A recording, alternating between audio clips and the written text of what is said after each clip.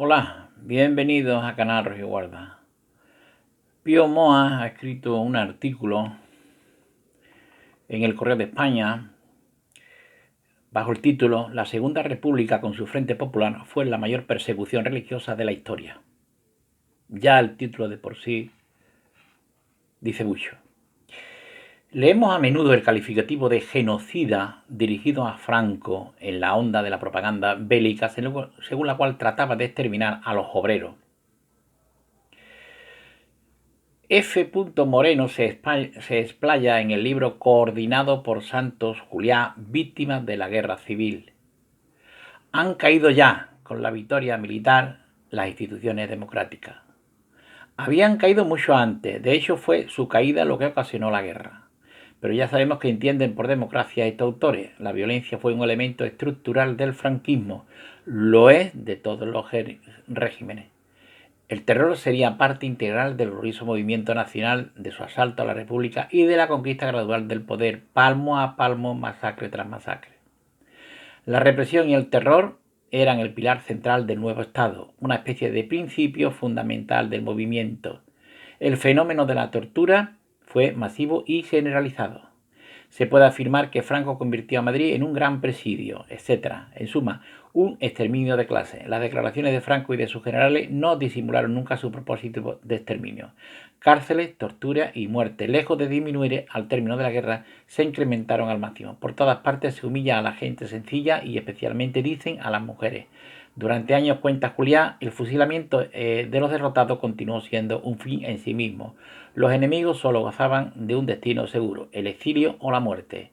Preston banaliza el holocausto judío aplicando el término a los sucesos de España.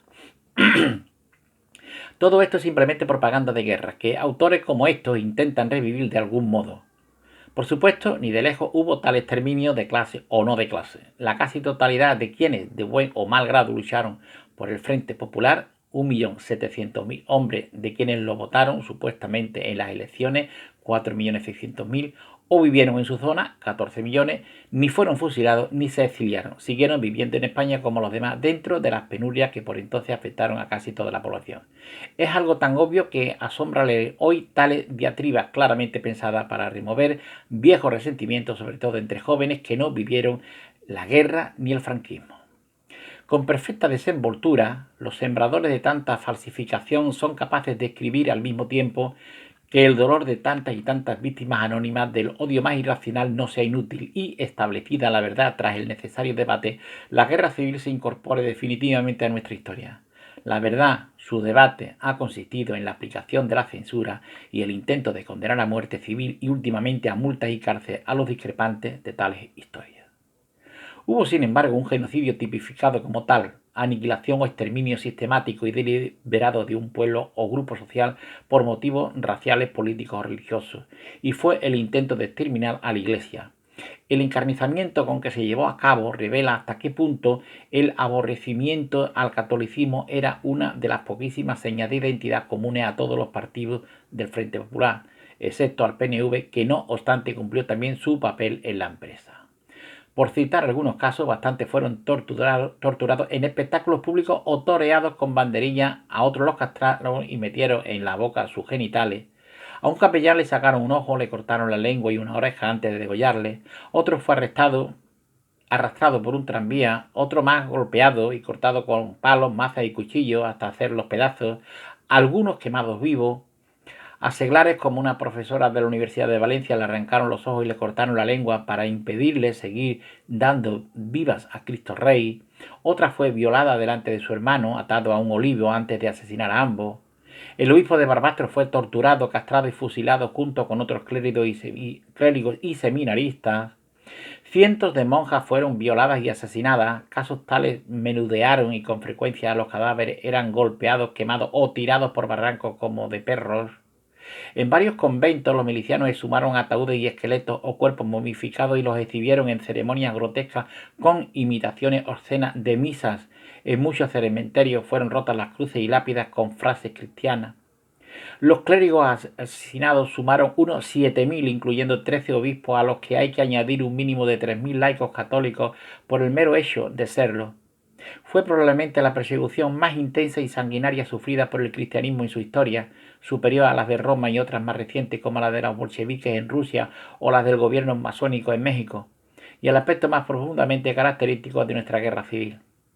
La extrema violencia contra las personas se proyectó también contra templos y obras de arte. Tesoros históricos y artísticos de incalculable valor fueron pasto de las llamas, retablos, tapices, cuadros, custodias, imágenes sagradas de grandes pintores y escultores como Montañés, Salcillo, Pedro de Mena, Alfonso Cano, Ser y otros monumentos insignes de la arquitectura y escultura religiosa quedaron abatidos y ardieron antiquísimas y valiosísimas bibliotecas de conventos, seminarios y catedrales, así como archivos. Solo en Cataluña fueron destruidos hasta 100.000 volúmenes de la Biblioteca Franciscana de Sarriá, del Seminario y del Convento de los Capuchinos de Barcelona, 50.000 en Igualada, joyas del románico, del gótico, del barroco y del mudéjar fueron quemadas o voladas.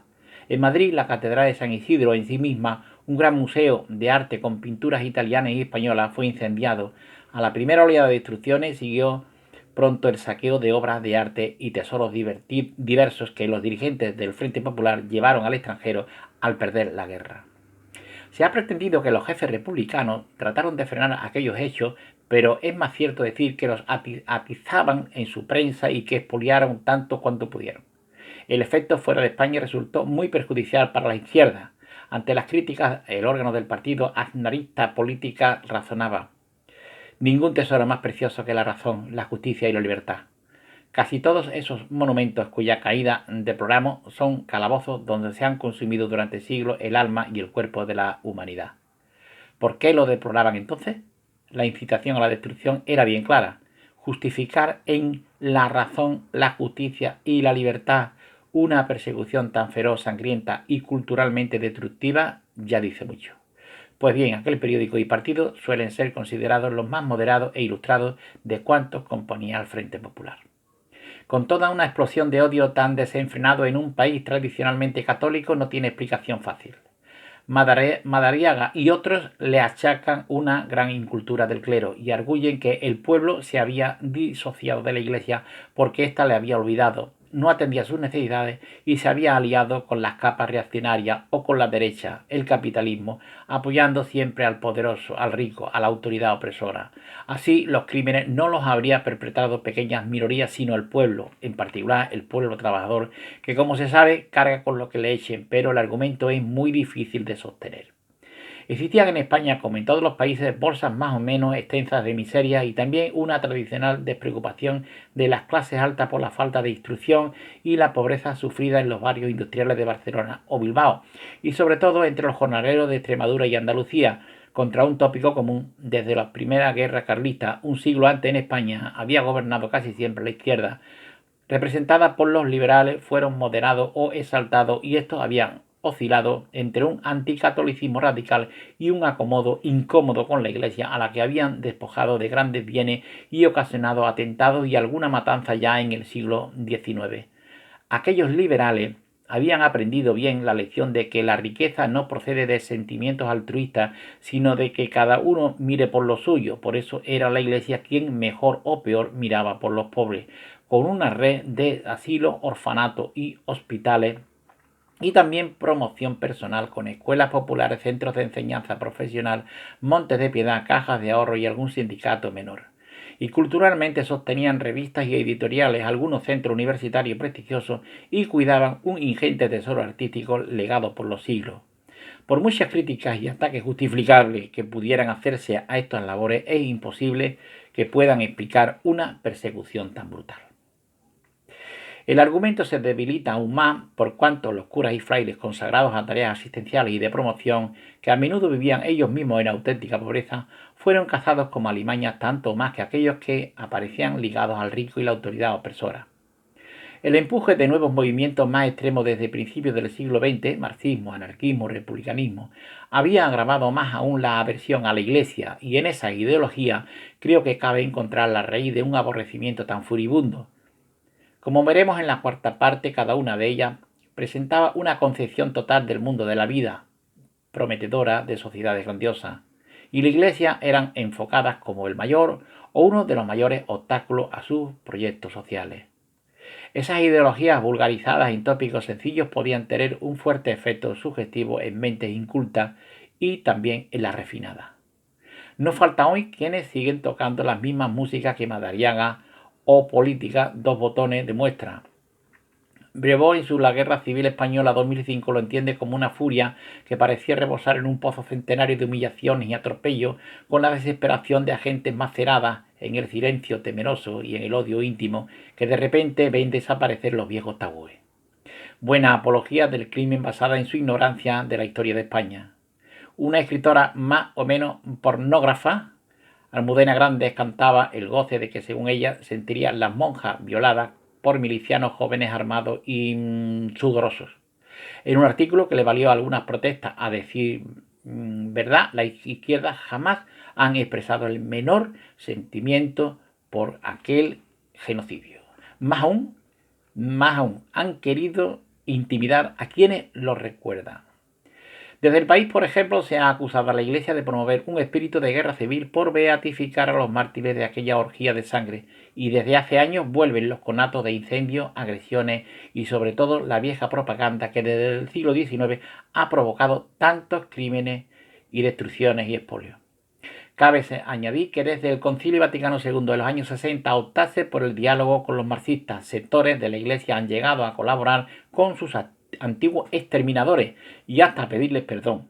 Y hoy su jerarquía muestra indiferencia ante la planeada profanación de la tumba de Franco, que la salvó justamente del exterminio. Son hechos, digamos, llamativos. Aquí debajo, como siempre, os dejo el enlace para que lo podáis leer tranquilamente. ¿No quieren memoria histórica? Pues aquí tienen otro repasito de memoria histórica, porque parece que se olvida lo de un bando y nada más que se publica lo del otro. Aquí dice, en el libro dice, en el artículo dice, habla de 7.000 religiosos, pero yo he leído que eran unos 10.000. No sé. Hay baile de cifras. Bueno, de todas formas fueron muchísimas. No había que matar a ningún cura, ni a ningún fraile, ni a ninguna monja, porque no te hacen daño. No es un peligro para nadie. Al contrario, muchos de ellos quitaron mucha hambre. Y hoy incluso también están quitando mucha hambre. Los mejores colegios son precisamente dirigidos por religiosos, ¿no? Ya los religiosos son unos buenos enseñantes, aparte de tener también, como les pasa a las hermanitas de la cruz, ¿no? Ese contacto directo con los enfermos, ¿no? Que van a sus casas a cuidarlos, les llevan comida, les llevan ropa, les llevan, ¿no? No sé por qué hay que matar a esas personas. Si no te gusta la iglesia, pues no vayas y punto. A nadie se lo obliga a ir a misa. No quieres ir, pues no vayas. Si no quieres saludar al cura, no lo saludes. Pero de ahí a matar por el hecho de que sea cura o sea monja, pues va un abismo, ¿no? Eso es una brutalidad, ¿no? Bueno, pues nada, muchas gracias.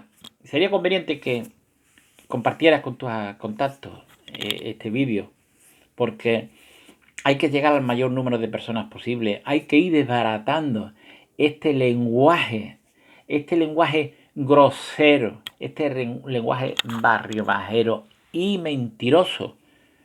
Es un lenguaje mentiroso porque solamente nos recuerda una parte de la guerra civil y de la posguerra. Una parte nada más, la otra se la callan. Pues nosotros estamos aquí para decir también la parte que quieren que se calle. Muchas gracias por vuestra atención y hasta otra próxima ocasión.